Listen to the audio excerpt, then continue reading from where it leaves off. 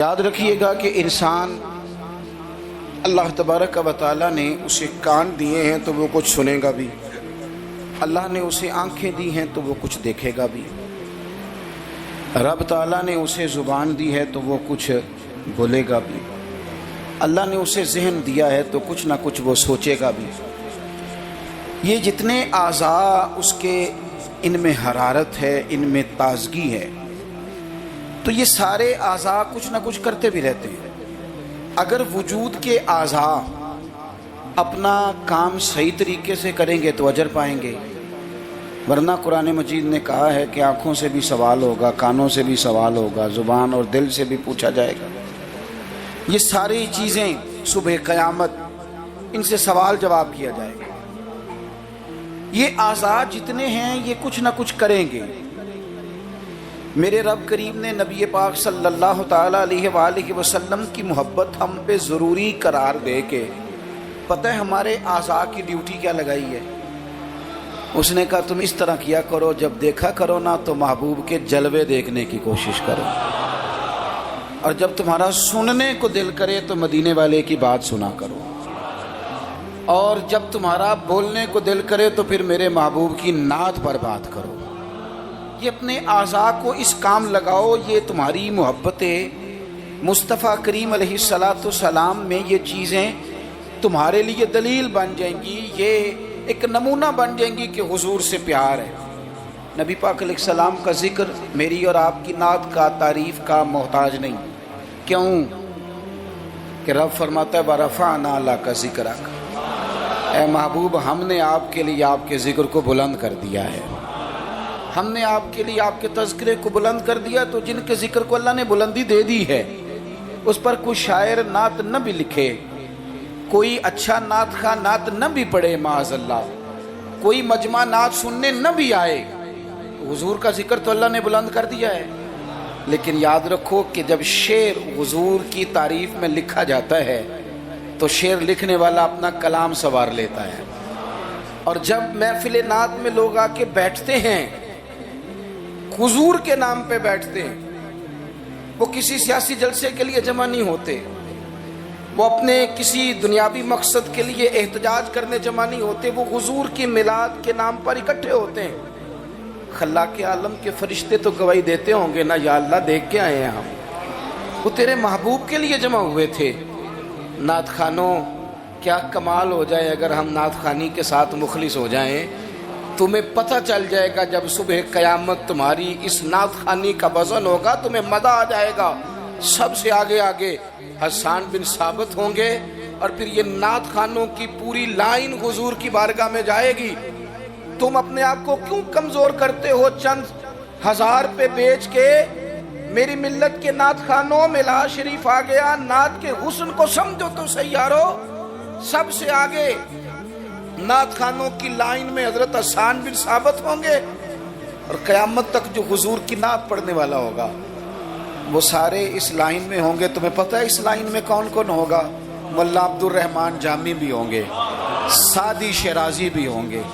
اس line کے اندر چلتے چلتے تمہیں ڈاکٹر علامہ اقبال بھی ملیں گے، تمہیں یہاں امام احمد رضا فاضل بریلوی بھی ملیں گے، تمہیں کہیں اسی طرز میں کلام کرتے نعت پڑھتے اعظم چشتی مرحوم بھی ملیں گے، محمد علی ظہوری بھی ملیں گے، تمہیں اس میں نعت پڑھتے پڑھتے کئی لوگ ملیں گے۔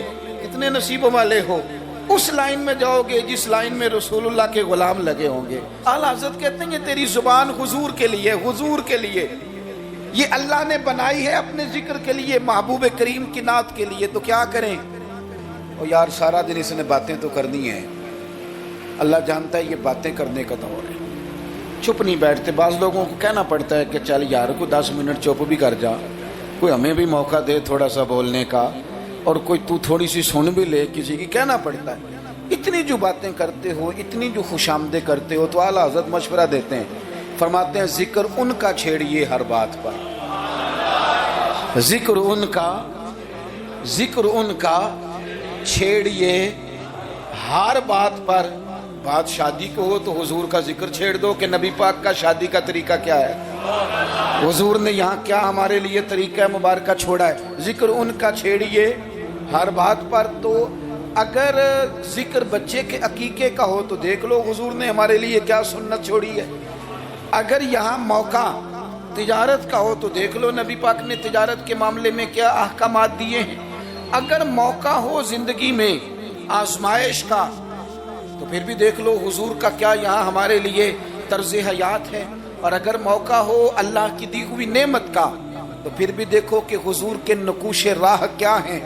بس اپنے آپ کو ہر وقت حضور کے خیال میں گم کر لو. فاضل بریلوی کا مشورہ ہے، وہ کہتے ہیں ٹھوکریں کھاتے پھرو گے ان کے در پہ آ پڑو، ورنہ تو ٹھوکریں ہیں زمانے کی. لوگوں کی تعریف کتنی کو کرو گے، کتنی کو تھکا دیں گے تمہاری زبانیں. حضور کی تعریف کرو، ٹھوکریں کھاتے پھرو گے ان کے در پہ آ پڑو. قافلہ تو اے رضا اول گیا آخر گیا، حضور کے دروازے پہ آؤ، نبی پاک کی تعریف کرو اور پھر حضور کی تعریف سنیں. میں بڑے درد کے ساتھ ایک بات عرض کروں،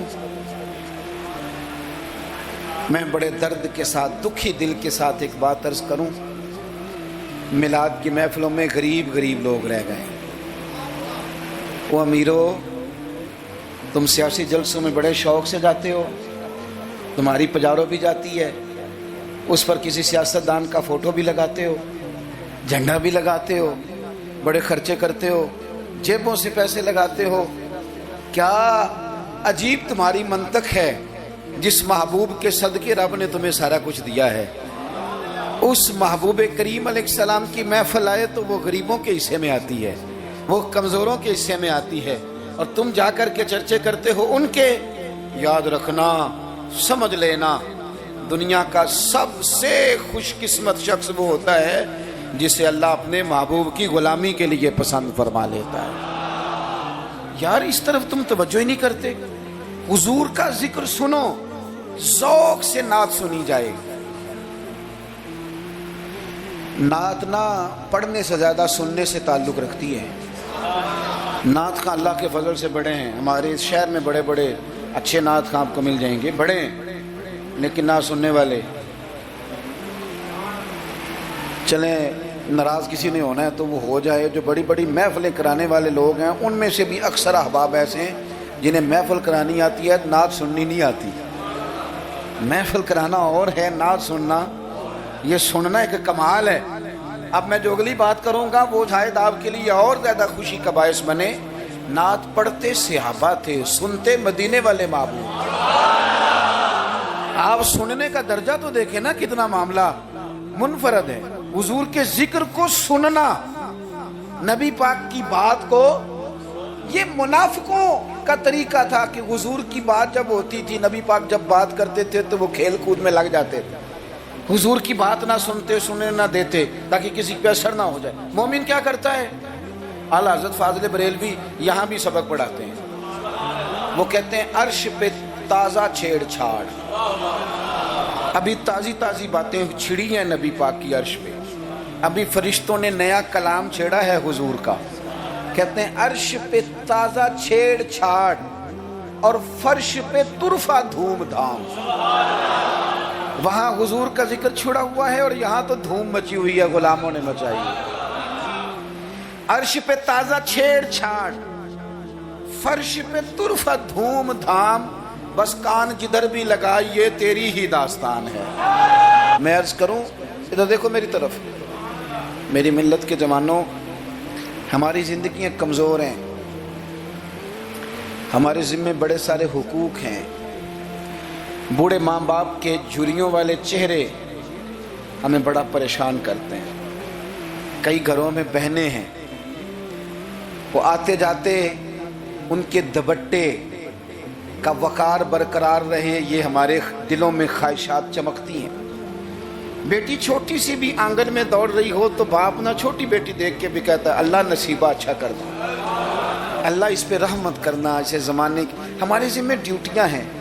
ان ڈیوٹیوں کے لیے نا ہم اپنے گھر سے نکلے ہوئے ہیں. کوئی مزدوری کرتا ہے، کوئی محنت کرتا ہے، کوئی ادھر جاتا ہے. اس رستے میں نا ہمارا کئی لوگوں سے واسطہ پڑتا ہے. کچھ ہم سے اپنے قصیدے پڑھواتے ہیں، کچھ تعریفیں کرواتے ہیں، کئی جھوٹ بلواتے ہیں.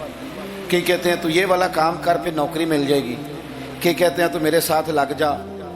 تو کہہ کہ میں بڑا اچھا آدمی ہوں تو شاید میں تجھے کسی یورپ کے ملک کا ویزا دلا دوں. یہ جھوٹے ہیں سارے، کہ جھوٹی تعریف کرائیں گے، تیری زبان کو دھوکے کا عادی کر دیں گے، تیرے مزاج کے اندر ایسی چیزیں بھر دیں گے جو تیرے لیے نقصان کا باعث ہوں. یہ تجھے پتلی کا تماشا بنا دیں گے، ریموٹ کنٹرول بنا دیں گے. یہ دنیا تھکا مارتی ہے. یہ اتنا دیتے نہیں جتنا پریشان کرتے ہیں. یاد رکھو یہ ساری چیزیں دھوکہ ہیں. دنیا میں ایک دروازہ ایسا ہے جس کی تعریف کرو نا تو دنیا بھی آخری حد تک ملتی ہے، اور آخرت میں تو خدا پھر فضل ہی بڑا فرمائے گا. اور وہ دروازہ ہے مدینے والے محبوب کا، وہ نبی کریم کا دروازہ ہے. حضور کی جو تعریف ہے نا، جو نبی پاک کی چوکھٹ کی تعریف کرنے والے ہیں، حضور کے دروازے کی جو تعریف کرنے والے ہیں نبی پاک کی، ان میں سادے سادے لوگ بھی ہیں. مجھے نہیں پتا کہ زیادہ سریلا نعت خواں کون ہے، مجھے نہیں پتا آج کل زیادہ ریٹ کس کا ہے، میں نہیں جانتا. لیکن ایک بوڑھی سی اماں مدینہ شریف میں، سادی بالکل اور ان پڑھ بھی جملے پنجابی کے بھی ٹھیک نہیں ادا کرنے آتے. میں حضور کی بارگاہ کی حاضری دے کے آ رہا تھا تو بالکل باہر نا مسجد نبوی شریف کے جنگلے سے باہر نکل کے وہ بوڑھی اماں، سادے سے کپڑے، پنجاب کی تھی، کسی گاؤں کی تھی، اور عمر بھی بہت زیادہ تھی. اس کے سادے سے جملے وہ دور بیٹھ کے نا، چونکہ قریب تو خواتین کا آنا درست ہے بھی نہیں اور وہ آنے بھی نہیں دیتے، پیچھے باہر ہم نکلے بازار میں تو وہاں نہ شاید کسی کا انتظار کر رہی تھی. بچے نے وقت دیا ہوگا کہ اماں تو یہاں بیٹھ جانا تو میں آ جاؤں گا، تو وہاں بیٹھی تھی. چلیں میں نے بھی بہت سارے نعتیں سنی ہیں الحمدللہ، سنتے رہیں گے جب تک زندہ ہیں. پر اس بوڑھی اماں کے نا دو جملے، دو فکرے، پھٹ گیا میرا کلیجہ اور کئی دن میں روتا رہا.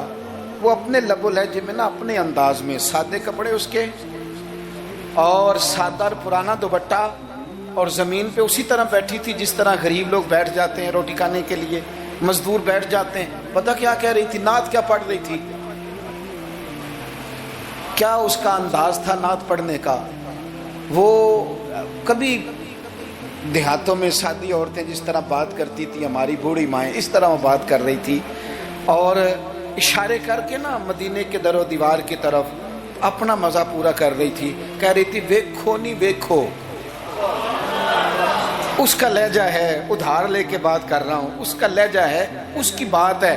اور شعر میں وزن کیسا ہے اور جملے کی ترتیب کیسی ہے یہ شاعر بتائیں گے. مجھے تو لطف آیا تھا تو میں بات آگے نقل کر رہا ہوں. وہ کہہ رہی ہے اور وہ مطلب عوام کو متوجہ نہیں کر رہی، وہاں تو ہے ہی کوئی نہیں، اکیلی بیٹھی ہے، اپنا ذوق پورا کر رہی ہے. اور لگتا ہے کہ وہ نا، مجھے یوں لگتا ہے کہ جیسے نا وہ حور و غلمان کو متوجہ کر کے کہہ رہی ہے، اور اس کی آنکھوں میں آنسو ہیں. تھوڑی دیر اتنا روتی ہے کہ آواز بھار آتی ہے اس کی، پھر دوبارہ بات شروع کرتی ہے، پھر اپنے پلو سے آنسو پہنچتی. کہتی کیا ہے؟ کہتی ہے ویکھو نی ویکھو کڈے کرم کمائے سوں، میرے جے گندے مندے بھی در تے بلائے سوں. اب ویکھو نہیں ویکھو، ویکھو نہیں ویکھو کڈے کرم کمائے سوں، اب میرے جے گندے مندے بھی در تے بلائے سوں. تھوڑا چاچ جانا چاہیے حضور سے پیار کرنے کا، تھوڑا نہ چاچ جانا چاہیے، تھوڑا طریقہ ہونا چاہیے. اس کے لیے مہنگی محفل کی ضرورت نہیں، اس کے لیے ذرا ذوق کی ضرورت ہے. اس کے لیے میرے پاس نا، میں چھوٹا آدمی ہوں لیکن کم از کم 100 مجھے روز پیغام ملتے ہوں گے کہ پیر صاحب ٹائم چاہیے، پیر صاحب ٹائم. اب تو میں کئی دفعہ اتنا مجبور ہو جاتا ہوں کہ سوچتا ہوں یار میں چھوٹا آدمی ہوں، یہ مثلاً کیا کس حد تک انسان جو ہے وہ چلے گا. فجر کے بعد میں نے بیان کیا، زور سے پہلے میں نے بیان کیا، زور کے بعد میں نے بیان کیا، ابھی بھی میں بیان کر رہا ہوں. پر میں اپنی حیاتی تو قربان جاواں، میری تے محمد محمد پکیندے گزر گئی. ہے بڑا مزیدار کام. بڑے لوگ ٹائم لینے آتے ہیں، بڑی بڑی سفارشیں کہتے ہیں انٹرنیشنل ہماری محفل ہے، انٹرنیشنل محفل ہے، فلانا بھی آیا، فلانا بھی آیا، فلانا بھی آیا، اتنے عمرے کے ٹکٹ. اپنا اپنا ذوق ہے، یہ بھی اچھے لوگ ہیں، کمال بات ہے. ایک دور سے جنوبی پنجاب سے بوڑھے بابا جی آئے، ان کو نہیں زیادہ، یہ بڑے سلیقے سے لوگ آتے ہیں، سفارشی رکے بھی لے آتے ہیں اور بھی بڑی چیزوں کا پتہ ہوتا ہے، کس اینگل سے جائیں گے تو کام بنے گا، سارا سلیقہ آتا ہے. لیکن وہ کسی نے کہا تھا کہ لگا جدوں میدان ازل دا تے لوکی چوراں وانگ سدھائے، کسی نے لوٹ لی علم دی دولت کوئی میر فقیر بنائے، آزم ویخ مقدر ساڈا اسی عشق خرید لے آئے، تے کسے دے سر تے تاج امامت اس علم پڑھاون سکھیا ہے، تے کسے نے پہنے فقر دا چوغا انہیں زہد کماون سکھیا ہے، آزم ویخ مقدر ساڈا اساں یار مناون سکھیا ہے۔ اپنے اپنے نصیب کی بات ہے۔ وہ بڑے لوگ آتے ہیں، میں آپ کو جو بات جہاں آپ کو کھڑا کرنا چاہتا ہوں وہاں آئیے گا۔ ایک سادے سے بزرگ سے، سیدھے سادے تھے، کندھے پہ رومال رکھا، جمعے والے دن میں گزر رہا تھا تو میرے کان میں ہلکی ہلکی بات، پریشرائز کر کے نہیں، کہنے لگے پیر صاحب جدوں بھی ٹائم ہوئے نا، مہینے نو، چون نو، چھیاں نو، سال نو، دو نو، یہ انداز ہے، جدوں بھی ٹائم ہوئے نا تے ایک چھوٹی جی محفل کرنی، میں ماڑا بندہ جے، تھوڑی جی میری تنخواہ ہے، میں کمیٹی پائی یار مہینے پیسے رکھنا، جدوں تھوڑے کٹھے ہو جان تے سونے دا میلاد کردا۔ بڑی بڑی میں نے تقریریں سنی ہیں، بڑے بڑے باز سنے ہیں، حضور کی محبت پہ کلام سنے ہیں، مزہ آ جاتا ہے، لیکن یہ بھی کلام تھا حضور کی محبت کا۔ میں نے پلٹ کے نہ سر سے لے کر پیر تک وہ بابا دیکھا، اس کے نقش و نگار دیکھے، اس کے لبوں کی سادگی دیکھی، اس کا لہجہ دیکھ کے میں نے کہا چاچا جی تسی ٹائم چھڈو، دسو جلسہ کدن کرنا؟ کیوں؟ اس لیے کہ یہاں محبت ضروری ہے، پیار ضروری ہے، یہاں وفا دیکھی جاتی ہے، یہاں دل کا جذبہ دیکھا جاتا ہے۔ بارگاہ رسالت مآب میں نہ لفظوں کے تراشے، نہ تیری آواز کا ترنم، نہ تیرا جھومنا، نہ تیرا تڑپ آنا، نہ تیرا محفل میں سچا جھوٹا وجد کرنا، ان میں سے کوئی چیز قابل قبول نہیں۔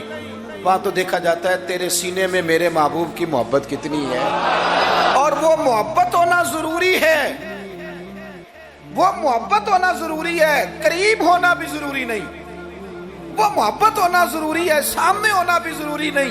محبت تگڑی ہو، خالص ہو، رسول اللہ صلی اللہ علیہ وسلم کو ٹوٹ کے چاہا جائے، اگر غلام حضور تک نہ بھی نہ پہنچ سکے تو نبی پاک مولا علی اور فاروق اعظم رضی اللہ تعالی عنہما کو جبہ دے کے کہتے ہیں جا کے میرے اویس کرنی کو پہنچا دینا۔ جو چیز ضروری ہے اس پر توجہ دیں، اپنے سارے وجود کو حضور کی محبت میں ڈھال لیں، نبی کریم سے پیار کریں، اور اپنی روزمرہ کے معاملات میں ہر جگہ آپ صرف طلاق کا مسئلہ ہی جا کے مولوی صاحب سے پوچھتے ہیں، آپ صرف یہی پوچھتے ہیں کہ جناب وہ فلانی چیز جو ہے وہ ہم نے ناراض نہیں ہونا، یعنی ہر مرد نے یاد کر لیا ہے کہ 4 شادیاں جائز ہیں، تو میں کہتا ہوں اس کے علاوہ بھی بڑا کچھ جائز ہے، کہ صرف یہی آپ کو ایک مسئلہ آتا ہے کہ شریعت میں 4 شادیاں جائز ہیں، اور بھی بڑا کچھ جائز ہے وہ آپ نہیں کرتے۔ یہی اپنی مرضی کی چیز یاد رکھنی ہے۔ کبھی جا کے مولانا سے ہر بات پوچھو، ان سے پوچھو مولانا دکان ڈالنے لگا میرے مدینے والے کا طریقہ کیا ہے، یہ بھی ذکر رسول ہے۔ آپ اپنے علامہ صاحب سے، خطیب صاحب سے پوچھیں کہ رب نے مجھے بیٹا دیا ہے، نام کس طرح رکھوں، میں اس کے سار کے بال کس طرح اترواؤں، عقیقہ کس طرح کروں، مجھے بتائیں۔ یہ بھی تو حضور کی سنت ہے، یہ بھی تو ذکر رسول ہے۔ آپ کو میرے بھائی کل والے دن اگر حضور کی نعت یاد آ رہی ہے تو بیٹے کی مہندی والے دن کیوں حضور کی یاد نہیں آتی؟ ہر مقام پر نبی پاک کا تذکرہ، اور شوق سے اور ذوق سے اور تڑپ سے اور کیفیت کے ساتھ، خالی نعرے نہیں۔ کچھ جگہیں ایسی ہوتی ہیں جہاں بندے کی باڈی لینگویج بھی بتاتی ہے، لفظ ساتھ نہ بھی دیں اس کا وجود بتاتا ہے کہ اسے پیار ہو گیا حضور سے، اس کی طبیعت بتاتی ہے۔ آپ دیکھیے ہمیں کتابوں میں ملتا ہے سیاستہ کی صحیح روایات میں کہ یہودیوں کا ایک بچہ تھا، وہ چھوٹا بچہ تھا، وہ کوئی لمبی چوڑی بات کرنے کی پوزیشن میں نہیں تھا، بس آ کے نا حضور کے سامنے کھڑا ہو جاتا،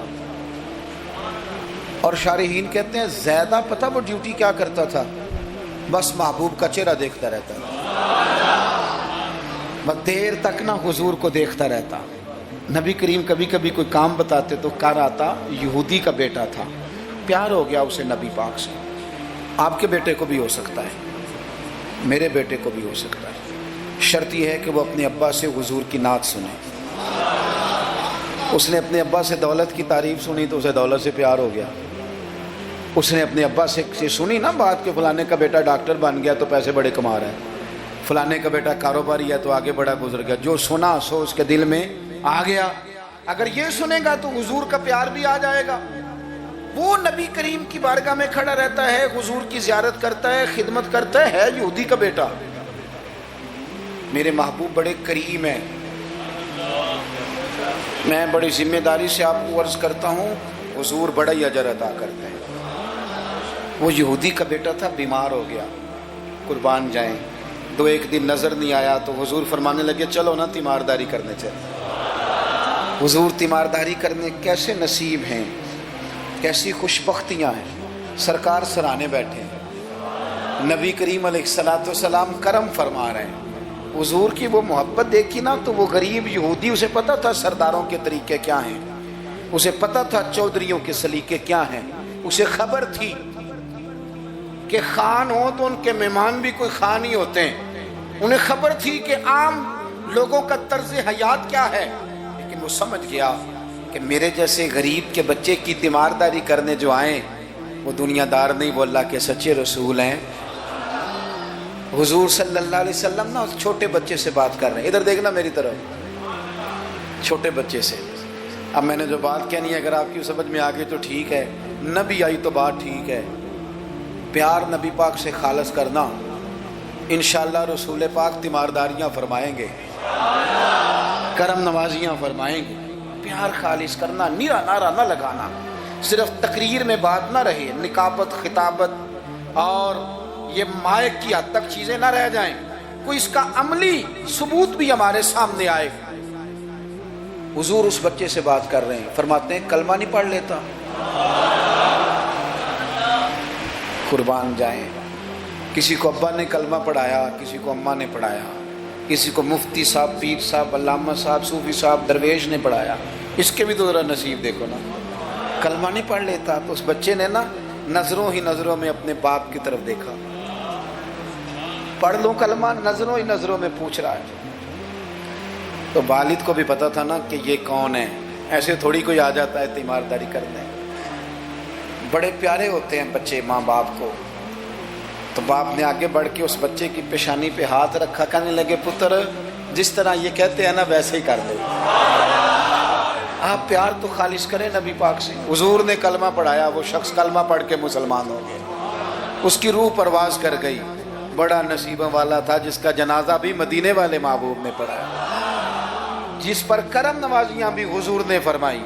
میرے بھائی حضور کے ساتھ پیار ہو. اپنے گجرانوالہ میں ایک دن سفر کر رہا تھا تو روڈ سے نیچے اترا ہوں، بالکل عین فجر کے بعد مجھے کہیں دور جانا تھا. تو سامنے نا بڑا سارا لکھا ہوا تھا، کیا آج آپ نے درود شریف پڑھا ہے؟ وہ پڑھا، میں نے پڑھا تو میں نے درود شریف پڑھنا شروع کر دیا، یعنی جاری ہو گیا. جس نے لکھا ہے اللہ اسے جزا عطا کرے، جس نے لکھا ہے اللہ اسے. یہ مسجد میں کسی جگہ نکلتے وقت، آتے وقت، جاتے وقت، دکان پہ آپ درود شریف لکھ دیتے ہیں نا، ایک دفعہ تو بندہ نظر اٹھاتا ہی ہے نا پڑھنے کے لیے.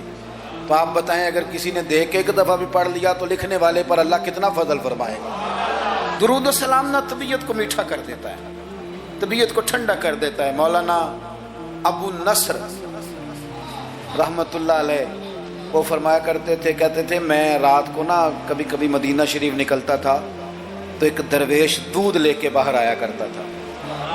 دودھ لے کے وہ باہر نکلتا تھا تو پتہ کہتا کیا تھا؟ کہتا تھا دودھ پی لو. تو لوگ پوچھتے تھے کتنے کا ہے؟ کہتے کوئی نہیں، بس تم دودھ پی لو اور مدینے والے پہ درود پڑھ دو. بھائی اتنی بات ہے، پیتے جاؤ اور درود شریف پڑھتے جاؤ. ایک تو درود و سلام پڑھنا ہے پورا ربیع الاول شریف. دوسری گزارش اس ماہ مبارک میں میری آپ کی خدمت میں یہ ہے کہ سیرت کا کوئی ایک سبق ہر روز، میلاد شریف کے 30 دنوں میں سیرت کا ایک پورا باب، اس کو 10 منٹ میں، 15 منٹ میں، 7 منٹ میں اگر بیان کیا جا سکے ایک باب. لوگوں کو بتاؤ نا کہ میرے نبی پاک کا علم کس طرح کا تھا، لوگوں کو بتاؤ حضور کی حکمت کس طرح کی تھی، لوگوں کو بتاؤ رسول پاک کی سچائی، دیانت، امانت کے معاملے میں سیرت کا منہج اور معیار کیا تھا. لوگوں کو بتاؤ تو صحیح کہ مدینے والے پہنتے کس طرح کا تھا، کھانے میں طرز محبت کیا تھا، حضور کی سیرت کا ایک پہلو روز میں اکثر اپنے آپ سے کہتا ہوں ہم نے حضور کی سیرت کھول کے بیان نہیں کی. کاش ہم حضور کی سیرت کھول کے لوگوں کو سناتے, کھول کے مطالعہ کرتے, ریسرچ کرتے, بیان کرتے, تدریس کرتے, بتاتے, پڑھاتے, سناتے.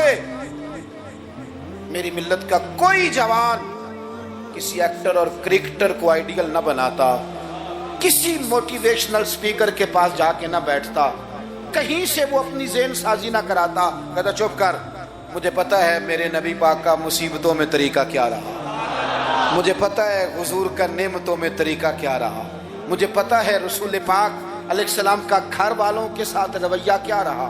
سیرت کے باب پورا ربیع الاول آپ سنیں بھی اور کوشش کریں. کسی ایک کتاب ہے سیرت کی, بڑی سادی سی کتاب ہے, سیرت مصطفیٰ.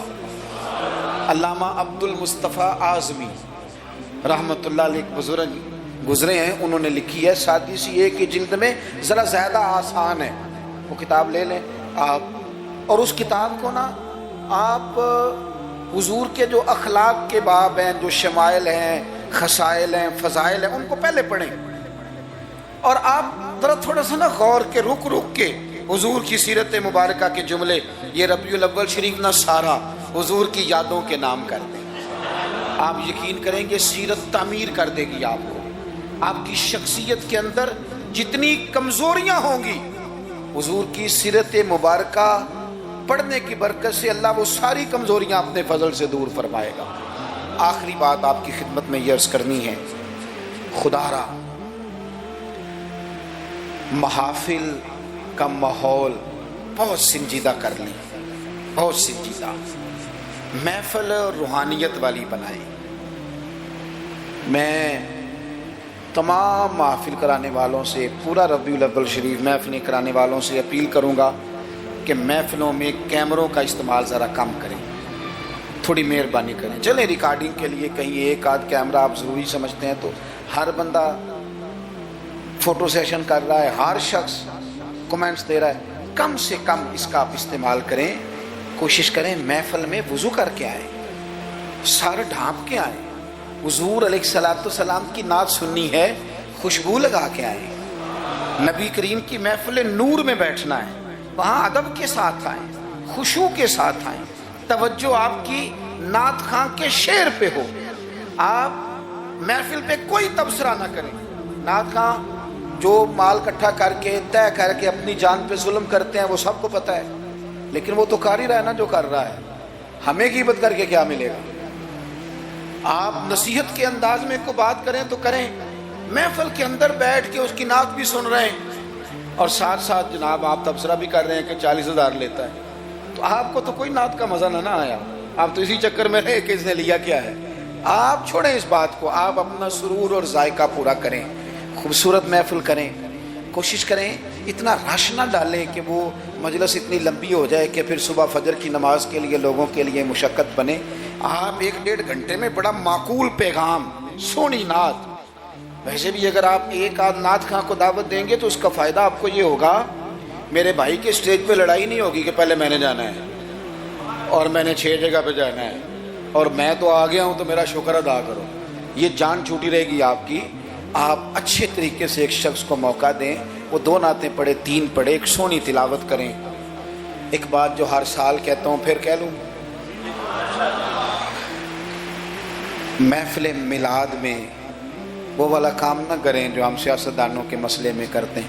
یہ نہ ہو کہ میلاد کی سٹیجوں پہ بھی پھر تگڑے لوگ جمع ہو جائیں, غریب بیچارے میلاد میں بھی پیچھے ہی رہ جائیں, وہ ڈھونڈتے ہی رہیں کہ ہمیں عزت کس دن ملنی ہے. بس جس کے ہاتھ میں نوٹوں کی دتھی ہو, اس کی سیٹ بھی اگلی ہو, سارا سال بے شک مسجد نہ آئے. یہ رویہ ٹھیک نہیں, یہ انداز تکلیف دہ ہے غریبوں کے لیے. آپ یہ رنگ اختیار ہی نہ کریں, اور مہربانی کریں. آپ تو کہتے ہیں کہ میلاد شریف کا لنگر برکت والا ہے, اور آپ تو کہتے ہیں یہ محفل سارا سال برکت والی ہوگی, تو آپ کے بیٹے کے نام کی جو دعوت ہوتی ہے ولیمے کی, اس میں بھی آپ چھتوں سے ڈبے پھینکتے ہیں چاولوں کے, اس میں بھی آپ یہی سلوک کرتے ہیں جوس والے ڈبوں کے ساتھ کہ چھت سے پھینک دیں, یہ لے لو میلاد کا ہے. میرے بیٹے کے ولیمے کا اس طرح پھینکتے ہو؟ تو یہ حضور کے میلاد کے ساتھ یہ حال ہے. آپ وہاں بھی آپ نے ناراض نہیں ہونا. میں آپ کو چونکہ میں روز جاتا ہوں تو میں حقیقت بتا رہا ہوں. چودھریوں کے لیے خاص لوگوں کے لیے سونے دسترخوان، اعلیٰ غذائیں چن دی آپ نے، اور جناب وہ جو غریب طبقہ بیچارہ آیا تھا اس کو چھاپروں میں چاول پھینک دیا آپ نے. چے مانا دارت. اگر یہ لنگر میلاد کا ہے چاول والا، یہ اگر غریب کے گلے سے اتر جاتا ہے تو نعت خواہ کے گلے سے بھی اتر جائے گا، پیر صاحب کے گلے سے بھی اتر جائے گا. کوئی اتنی مصیبت والی بات. ایک جیسا لنگر، یہ کیا بات ہوئی؟ بزرگوں کے نام کا جو لنگر سادہ ہو وہ مرید کھائیں. اور جناب وہ اقبال نے کہا تھا کہ مرید بیچارے کو میسر نہیں مٹی کا دیا بھی، اور گھر پیر کا بجلی کے چراغوں سے ہے روشن یہ رنگ. آپ عشرت قدوں میں رہیں اور آنے والا اس کو سڑک پہ بھی سونے کی جگہ نہ ملے. یہ حضور کا میلاد ہے. آپ طے کر لیں کہ رسول پاک نے بتایا ہے کہ جس پلیٹ میں روٹی ابو بکر صدیق کھائیں گے اسی میں بلال حبشی بھی کھائیں گے. یہ طے کیا ہے میرے رسول پاک نے. ملت کے جوانوں طے کرو حضور کے میلاد پر کہ جس پلیٹ میں کھانا فاروق اعظم نے کھایا ہے اسی میں کھانا حضرت عامر بن فہیرہ نے بھی کھایا ہے، اسی میں سلمان فارسی نے بھی کھایا ہے، صہیب رومی نے بھی کھایا ہے.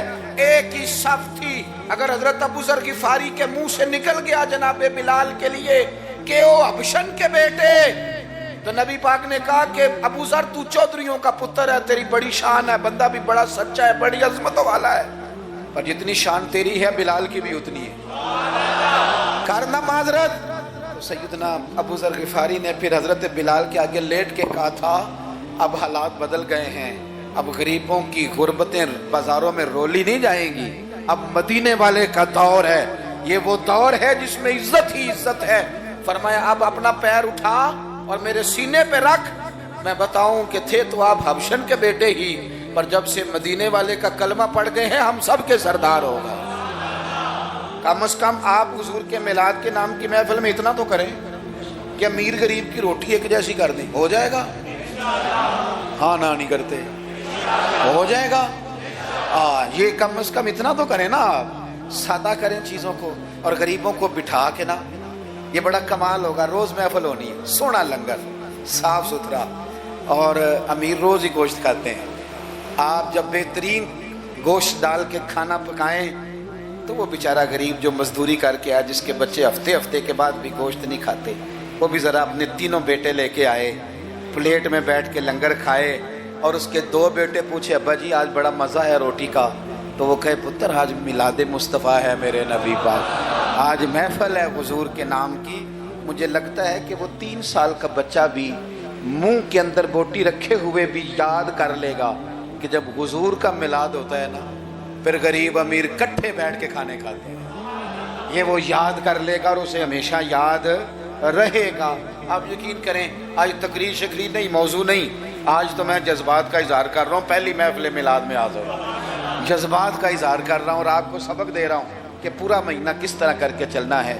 سونا ذکر کرنا ہے انشاءاللہ پورا مہینہ، اور سونی نعتیں پڑھنی ہیں انشاءاللہ، صبح و شام درود شریف پڑھنا ہے انشاءاللہ تعالی، اور انشاءاللہ تعالی مٹھائی کھانی بھی ہے کھلانی بھی ہے انشاءاللہ پورا لطف. مجھے ایک صاحب کہنے لگے، دلیلیں اپنی جگہ ہوتی ہیں، مجھے کہنے لگے ویسے آپ کے میلاد کے بارے میں جذبات کیا ہیں، آپ کے جذبات کیا ہوتے ہیں ربیع الاول میں؟ میں بات ختم کرنے لگا ہوں. میں نے انہیں کہا کہ میں کسان کا بیٹا ہوں. میرے ابا جی نا کھیتوں میں کھاد بکھیرا کرتے تھے، کھاد کھلاری دی سی نا، تو وہ ایک طریقہ تھا ان کا کہ وہ نا لے کے نا پرنا رومال تو گلے کے ساتھ باندھ لیتے تھے، یوں پیچھے یہاں باندھ لیتے تھے اور آگے سے اس کو پکڑ لیتے تھے، اس میں کھاد ڈال لیتے تھے، تو پھر اس میں سے نکالتے رہتے تھے اور کھیتوں میں. میں نے اس سے کہا کہ یہ جو تو کہتے ہیں نا کہ تیرا میلاد کے بارے میں جذبہ کیا ہے، تو میں نے کہا میرا میلاد کے بارے میں جذبہ یہ ہے کہ میرا دل کرتا ہے 12 ربیع الاول کو فجر پڑھوں اور وہ رومال گلے میں باندھ لوں، اس کے اندر مٹھائی ڈال لوں اور گلی گلی نکل جاؤں اور ہر ایک کے منہ میں لڈو ڈال کے کہوں کھا آج میرے نبی کا میلاد. میرا جذبہ ہے میلاد کے لیے، یہ میرا جذبہ ہے. کیوں؟ اس لیے کہ چمک تجھ سے پاتے ہیں سب پاتے، میرا دل بھی چمکا دے چمکانے والے، تو زندہ ہے واللہ تو زندہ ہے واللہ، میرے چشم عالم سے چھپ جانے والے. اور پھر اعلیٰ حضرت فرماتے ہیں کہ تیرا کھائیں تیرے غلاموں سے الجھیں، ہیں منکر عجب کھانے غرانے والے. عجیب تماشا ہے، حضور کا کھا کے حضور کے غلاموں سے الجھتے ہیں. اے منکر عجب کھانے غرانے والے. اور کمال کر دی، کہنے لگے رہے گا یوں ہی ان کا چرچا، رہے گا یوں ہی ان کا چرچا، رہے گا یوں ہی ان کا چرچا رہے گا. وہ پڑے خاک ہو جائیں جل جانے والے، رہے گا یوں ہی ان کا بڑے خاک ہو جائیں جل جانے والے. اور پھر فرماتے ہیں کہ ان کی مہک نے دل کے گنچے کھلا دیے. وہ جس راہ چل دیے ہیں کوچے بسا دیے ہیں. ان کی مہک نے دل کے گنچے کھلا دیے ہیں، جس راہ چل دیے ہیں کوچے بسا دیے ہیں. اور کیا خوب کہا، فرمانے لگے فاضل بریلوی رحمت اللہ تعالی علیہ کہ میرے کریم سے گر قطرہ کسی نے مانگا دریا بہا دیے. اگر میں اپنے لفظوں میں سمجھانے کے لیے کہوں تو کہوں گا اس کی طرف جس نے مانگا تھا، اس کی طرف دریا بہا دیے ہیں، دربے بہا دیے ہیں. بھائی خوب حضور کا ذکر کریں، لیکن سنت کی، شریعت کی، دین کی مکمل پیروی کریں. اللہ کے حضور دعا کرتا ہوں جو کہہ سکا ہوں اللہ قبول، جہاں ہم بھول گئے اللہ ہم سے درگزر فرمائے.